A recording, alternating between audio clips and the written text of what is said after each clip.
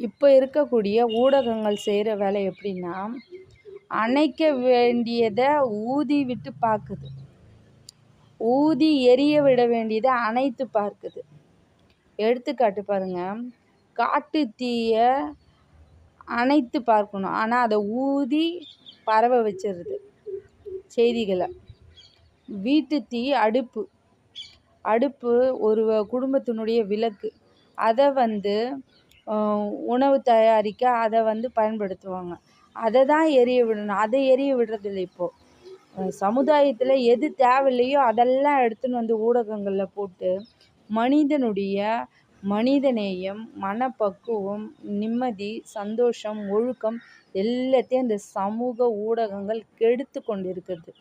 மனிதனுக்கு தேவையான நல்ல விஷயங்களை பெருமையாக பேசணும், அதற்கான ஊக்கத்தை கொடுக்கணும். அப்படிலாம் கிடையாது. இருக்கிற செய்திகளே தப்பாக பரப்பி விடுவது தான் இப்போ ஊடகங்கள் செய்யுது.